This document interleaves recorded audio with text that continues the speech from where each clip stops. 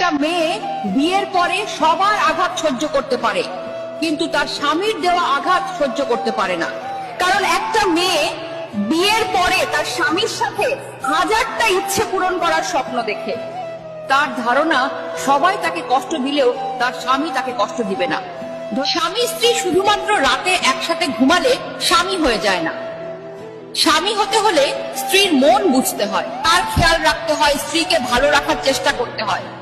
এমন অনেক পুরুষ আছে যাদের স্ত্রীর সাথে কোনো মনের মিল নেই, কোনো ভালোবাসার সম্পর্ক নেই, শুধুমাত্র সমাজের জন্য লোক দেখানো একসাথে থাকা।